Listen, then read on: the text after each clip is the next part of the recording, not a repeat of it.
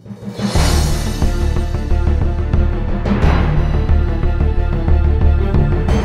kan muridnya Bapak Presiden Jokowi. Jadi waktu saya anggota kabinet pertama, saya menjadi anggota kabinet dan banyak dinasihat untuk bagaimana membangun negara ke depan. Saya kan menterinya Bapak, ya, banyak dibimbing dulu 2 tahun, percaya dia silaturahmi karena Pak Jokowi kan bosnya saya, jadi saya sama Ibu mau silaturahmi, mohon maaf lahir dan batin. Silaturahim sama bekas bos saya, sekarang masih bos saya.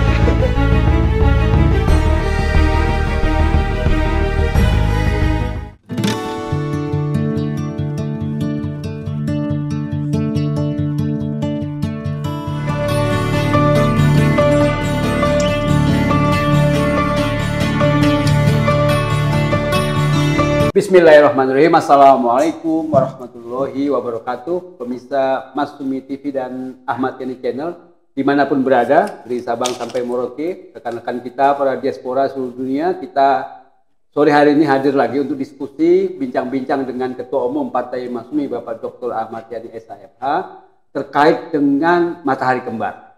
Nah, matahari kembar ini hubungannya dengan kunjungan-kunjungan beberapa pihak, menteri, gubernur, kemudian juga terakhir sismen. Seperti kita ketahui ini ada beberapa nama menteri yang menterinya Jokowi hadir ke Solo. Dan dari beberapa banyak menteri Jokowi yang sekarang ada di Prabowo, itu hampir semuanya, saya juga kaget pas bacanya lengkap. Jadi semua sekitar 18 menteri itu menteri Jokowi yang hadir ke Solo pada jam kerja, ya, dan tidak ada kaitannya dengan Lebaran. Ini sebelum Lebaran ini, artinya sebelum silaturahmi halal bihalal atau apalah namanya. Nah, juga gubernur itu membawa macam-macam dalam rangka kunjungan itu ada. Ini akhirnya melahirkan ya banyak pertanyaan, yaitu tentang benar nggak ini matahari kembar. Walaupun kemudian dibantah langsung oleh Jokowi, tidak ada matahari kembar, katanya Prabowo tetap mataharinya, tapi masyarakat nggak bisa dibohongi dan kita juga sudah paham. Nah, untuk bahas ini kita dengarkan bagaimana pendapat dari Pak Ketua Umum Partai Masumi, Pak Ahmad Yani. Silakan, Pak. Bismillahirrahmanirrahim. Assalamualaikum warahmatullahi wabarakatuh. Sahabat dan kawan-kawan TV Masumi yang ada di seluruh Indonesia, Sabang sampai Merauke maupun kawan-kawan diaspora yang ada, kita ketemu lagi dan ini memang cukup menarik perhatian, Pak Eri. Ya, ini menjadi bahan kajian. Kajian ya? Iya, menjadi bahan kajian. Kajian akademis loh. Iya, akademian maupun kajian-kajian kelompok-kelompok, baik di grup-grup WA maupun di kelompok-kelompok masyarakat yang lainnya.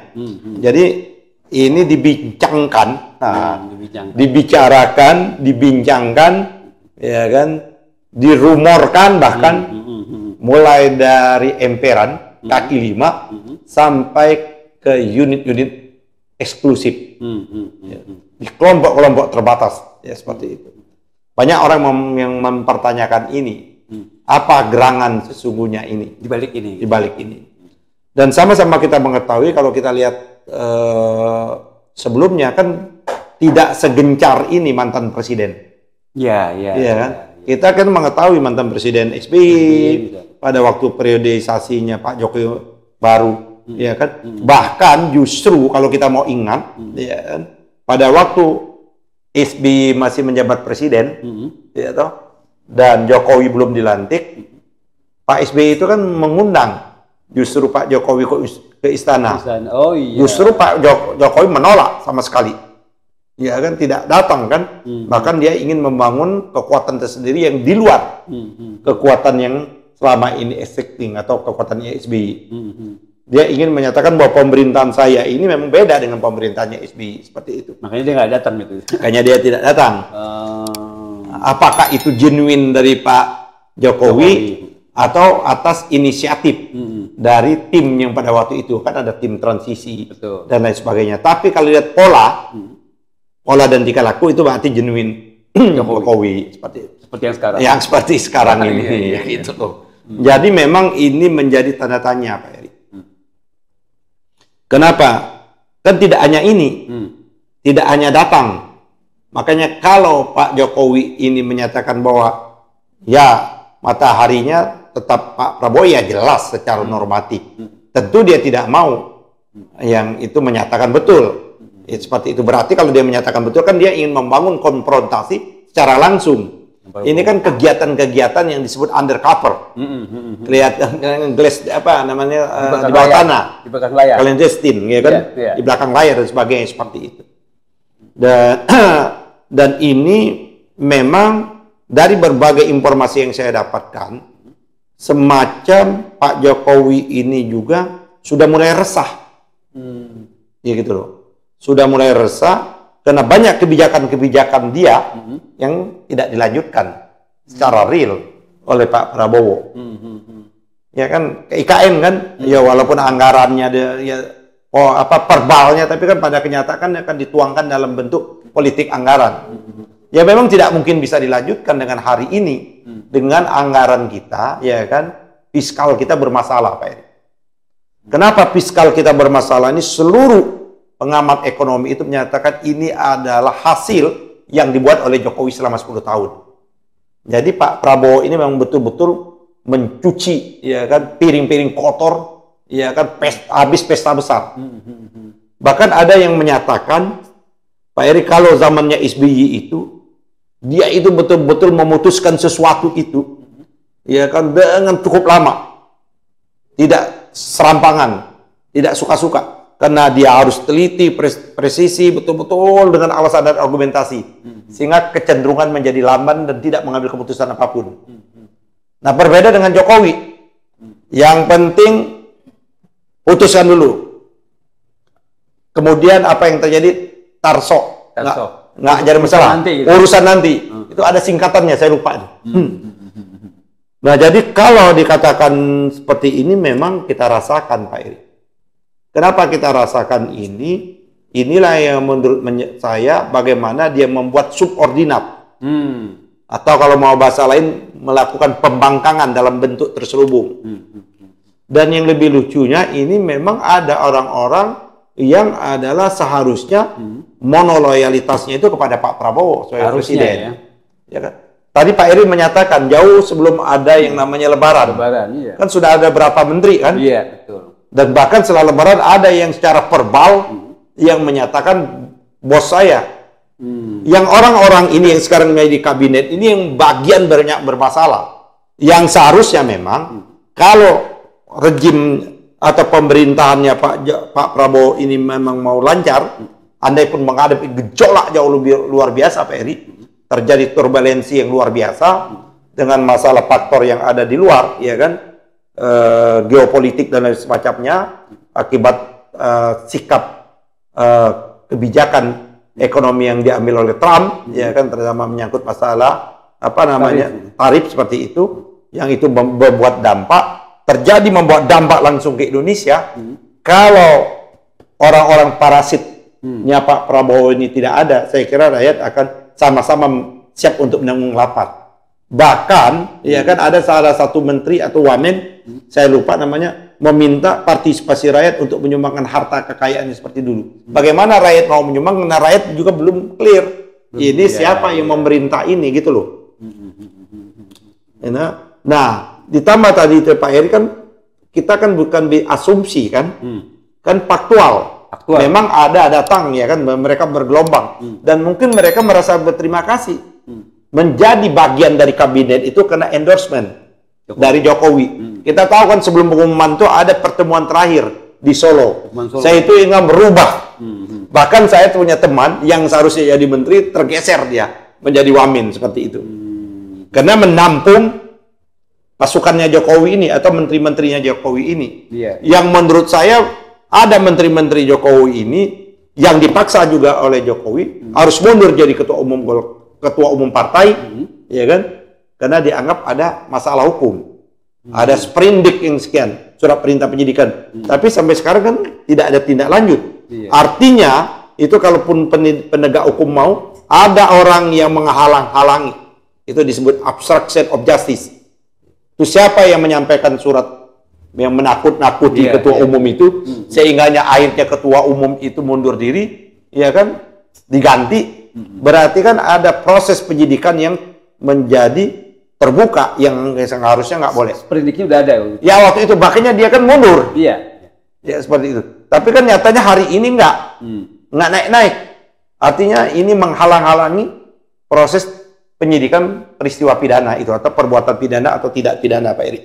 Nah kembali lagi kepada ini yang berapa orang disebutkan itu, saya yakin memang dia masih betul loyalitasnya ke Jokowi. Masih ya. Terus yang kedua tadi gubernur, dua gubernur kan? Kalau tidak salah gubernur Jawa Timur dan Jawa Tengah. Kalau Jawa Timur itu, Opipa itu tidak hanya sekedar itu, bahkan membawa muspida. Dan ada beberapa kan seperti itu. Kalau gubernur Jawa Tengah kita tahu, memang atas endorsement juga. Orangnya Jokowi. Ya orangnya Jokowi itu lain ini. Si siapa namanya yang polisi ini? Siapa namanya gubernur Jawa Tengah? Ya. Lutfi ini seperti itu. Nah, jadi udah jelas Pak Eri. Jadi walaupun dia apalnya menyatakan bahwa matahari itu tetap satu, tapi perilaku dia kelihatannya memang ingin menjadi tetap matahari. Jadi tetap ingin menjadi tetap ingin. Jangan sampai juga bahwa kita takut sengaja membuat kegaduhan di mana-mana sehingga pemerintah ini terjadi instabilitas, tidak stabil sehingga dia biasa hidup seperti itu. Nah, ini sengaja diobok-obok ya Pak Eri. Atau diobok-obok itu lagunya Yosua Joshua dulu. Zaman dulu lagunya Yosua. Sengaja diobok-obok sehingga Pak Prabowo menjadi kehilangan fokus, bisa juga seperti itu. Ditambah lagi apa relevansinya kalau tadi Pak Eri menyebut siswa ya kan? Apa urgensinya? Seperti itu. Nah ini kan berarti ini berdasarkan perintah dan arahan mungkin Listio Sigit sebagai Kapolri. Ya ini harus dipertanyakan juga seperti itu. Oke, jadi kalau misalnya kita berandai-andai, tadi Pak Yani bilang kehadiran menteri-menteri itu kan mungkin menyampaikan bahwa ada beberapa program Jokowi nggak diteruskan gitu kan. Bisa saja. Nah, terus ada juga misalnya ini agak nakal, bisa jadi mungkin kepada menteri-menterinya itu diingatkan, tolong kasus-kasus saya diamankan, nah, kayak gitu-gitu kira mungkin nggak? Bisa saja, bisa berbagai macam kemungkinan, berbagai macam hipotesa, berbagai macam asumsi nggak bisa hindarkan. Kalau saya lanjut juga, bagaimana rencana si sang pangeran, langkah-langkah seperti itu, apakah peluangnya dan lain sebagainya seperti itu. Walaupun pada satu sisi kita dengar beberapa hari yang lalu para beberapa jenderal dan purnawirawan bahkan dari parti menengah dan lain sebagainya tokoh-tokoh meminta untuk dilakukan pemakzulan terhadap Gibran ini. Ya kan, ya kan pemakzulan ini kan memang ada boleh dari tata negara. Tata negara memang memungkinkan, tapi lihat dia memenuhi tidak pasal-pasal atau artikel-artikel pemakzulan itu. Itu bisa kita diskusikan. Nah, kembali lagi kepada matahari kemarin nih Pak Eri. Menurut saya di balik itu apa? Di balik itu materi pembicaraannya. Kalau saya jangan-jangan bagaimana untuk memperkuat posisi. Posisi siapa? Ya Gibran lah. Kan kita sama-sama tahu, ada juga kemarin ya juru bicara istana yang seharusnya menjadi jubirnya. Pak Prabowo menjadi seolah-olah dia membranding si Gibran. Bukan dong. Dia membranding Gibran. Ya seperti bahkan apalagi kemarin beberapa hari yang lalu dalam bentuk monolog ya, Gibran kan menyampaikan seolah-olah ada bonus demografi dan lain sebagainya. Nah, ini kan dia ini kan wapres. Dulu pertama kali dia buat juga surat untuk Pak Wapres, Mas Waspres. Tapi kan kena kritik, kena sistem kita ini sistemnya presidensial. Maaf ucap, Wapres itu kan ban serap gitu loh. Tidak ada di konstitusi menyebutkan secara baik limitatif betul maupun secara tegas jelas memberikan tugas dan kewenangan Wapres, nggak ada. Saya maunya tugasnya Wapres ini baru bisa berfungsi apabila presiden berhalangan. Atau presiden lagi ke luar negeri, maka Wapres menjadi ad interim. Seperti itu. Tapi kan tidak diberikan. Coba kita lihat. Sepanjang Pak Prabowo hubungan keluarga, tidak ada ad interim. Itu semua di take over oleh Pak Prabowo. Bahkan Pak Prabowo itu bisa rapat melalui video call kepada menteri-menteri walaupun dia di luar negeri. Oh iya ya, baru-baru benar ya? Iya dong. Kenapa? Jangan-jangan Pak Prabowo, ini jangan-jangan dikasih kunci, digunakan juga kayak Super Semar kan? Betul. Iya dong. Bisa juga. Itu bisa langsung diambil kayaknya di kudeta gitu kan. Iya. Tapi kalau misalnya kita kaitkan dengan rencana reshuffle, Prabowo kan mau reshuffle nih. Kalau saya Pak Eri, ya kita ya. Kalau kita ini kan pendukung Pak Prabowo sejati, ya kan, 2014, 2019, walaupun kita pada 2024 tidak mendukung karena ada persoalan di Pupu Papa ini. Ya, nah, tapi belum tentu yang sekarang ini bersama-sama Pak Prabowo ini betul-betul loyalitas betul. Karena dalam perjalanan sejarah, ingat Pak Harto ya turun didahului dengan 17 menterinya yang melakukan pembangkangan. Yang dipimpin oleh Pak Ginanjar pada waktu itu. Mundur ya? Ya, seperti itu loh. Mundur mereka. Nah, saya takutnya, ya kan, menteri-menteri yang merupakan carry over, kelanjutan dari Jokowi ini punya agenda-agenda terselubung. Seperti itu. Oleh karena itu, menurut saya, ya, Pak Prabowo ambil tindakan tegas lah, di reshuffle lah. Reshuffle kan, artinya buang lah, buang semua lah. Orang juga tidak punya prestasi kok. Kamu jujur tunjukkan menteri yang kabinet, ya kan, yang ada di carry over ini ke Prabowo ini memang betul-betul prestasinya luar biasa, nggak ada. Termasuk Hatta, kita mau sebutkan yang namanya Sri Mulyani, nggak ada. Berapa banyak kalau membangun dengan utang, ya membangun dengan pajak. Semuanya bisa itu. Ya kan? Iya. Kalau misalnya kita berandai-andai, mungkin Jokowi berharap supaya 17 atau 18 menteri yang carry over tadi itu tetap bertahan di rencana reshuffle. Oh, kalau dia kan kita aja. Ya? Iya dong, karena dia yang tentu mereka punya agenda. Iya kan? Agenda tadi, saya kira agendanya ini jangan-jangan agenda mereka tidak hanya 2029, tapi bagaimana mempercepat, ya kan? Presiden berhalangan. Nah, ini kan menjadi hati-hati kita. Koni kan sudah menyampaikan. Ya, seperti itu. Langkah-langkah ke arah sana itu makin nampak. Apa urgensinya para menteri-menteri ini di hari kerja juga. Ya kan Pak Heri tadi kemukakan kan? Ke Solo ya? Ke Solo. Ini kan sudah nggak ada, Pak. Ini kan beban. Kalau mau kita jujur, Jokowi ini jadi beban kita sampai saat ini. Dia ini orang yang tidak fokus.